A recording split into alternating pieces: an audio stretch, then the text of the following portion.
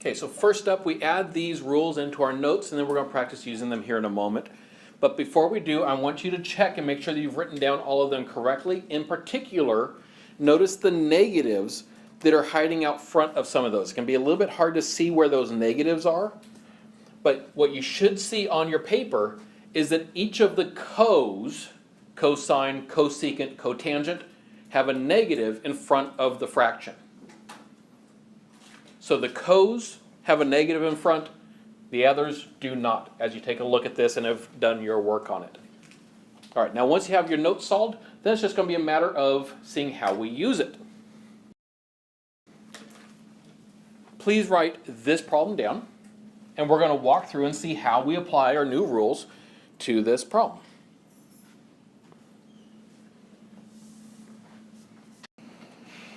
So if I'm going to figure out what the derivative of y is here, notice it's an inverse sine function, so that already tells me it's going to our new notes for today. Big surprise, right? And so I go and I find my rule for inverse sine, which is this one. I know the derivative of inverse sine should equal 1 over the square root of 1 minus x squared. Now, in this case, though, it's not inverse sine of x. It's inverse sine of 3x. So which other rule will I be using? Chain rule, absolutely. But you're going to find that that actually is a fairly simple procedure. Let's go ahead and take a look at how we do this one. All right, so y prime equals, so it's 1 over square root of 1 minus, but I'm not going to say x squared here, because that x is what was inside of the inverse sine. It's what we're taking inverse sine of. So in this case, it's minus 3x. Now that's supposed to be squared, so I'm going to put parentheses around it to make sure it's clear that I'm squaring that. Now, because that was a 3x, it's a function within the function, I am having to use chain rule, so what I just wrote there is the derivative of the outer part of the function. So now I need to then multiply that by the derivative of the inner function. My inner function here is 3x. What's the derivative of 3x? 3. So yes, we are using chain rule with it, but was that so bad? Nah, that's not so bad, right? Because all we had to do is multiply it by 3. Now, I think that could be cleaned up a little bit. I mean, we can tidy that just a little bit, because I'd rather not leave a fraction times 3. Let's write that as 3 over the square root. Now I'm going to go ahead and leave it as 1 minus the 3x squared. But if you really want to, you can call that 1 minus 9x squared. All right, now for finding this derivative, it's inverse tangent. So again, I look at my notes and I find out where inverse tangent is.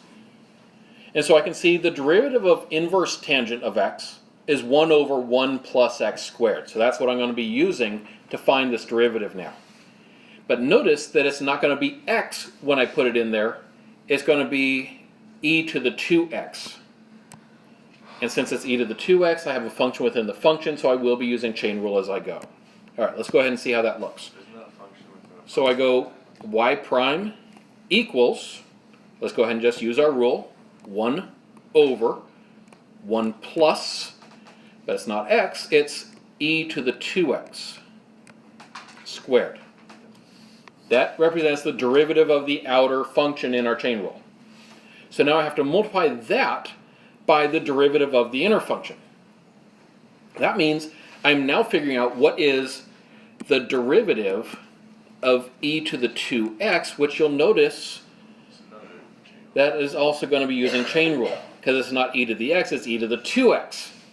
So to find the derivative of e to the 2x, means I first do the derivative of the outer function, which is e to the 2x, and I multiply that by the derivative of the inner function.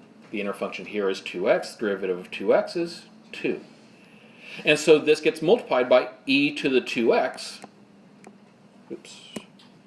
times 2. And once again, I do want to tidy it up a little bit. So let's see what we can do. Y prime equals, the stuff I multiplied by, I'm going to put that on the top. And I do like to start with my constant, so I'm going to call that 2e to the 2x over 1 plus. And again, I don't like to leave a power to a power either in my final answer. So When I have a power to a power, remember that means to multiply the exponents. So that e to the 2x squared is going to become e to the 4x.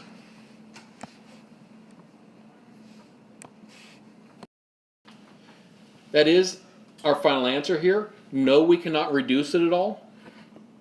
Every now and then somebody looks at this and says, well, can't I reduce it by taking out some of the e's? No, because I cannot take an e out of that term. I can't take it out of the 1, and I'd have to be able to take it out of everything. All right, last example that we're going to be working through here together. Go ahead and write down this equation. And as you take a look at this, notice it's not looking like some of the others. Oh, God. I don't have a rule written down for arcsecant. But remember what arcsecant means? It just means inverse secant.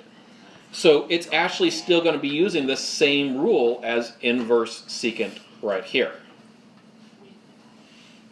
All right, so let's see how we go ahead and do this then. Y prime equals, so that's going to be 1 over. Now in our formula it's 1 over x times the square root, but remember that x in our formula just represents whatever is inside of the inverse secant, so that's actually going to be an x squared times the square root of x squared. Now this is where people tend to run into trouble if you're not careful here. Remember, it's not x squared, it's x squared squared.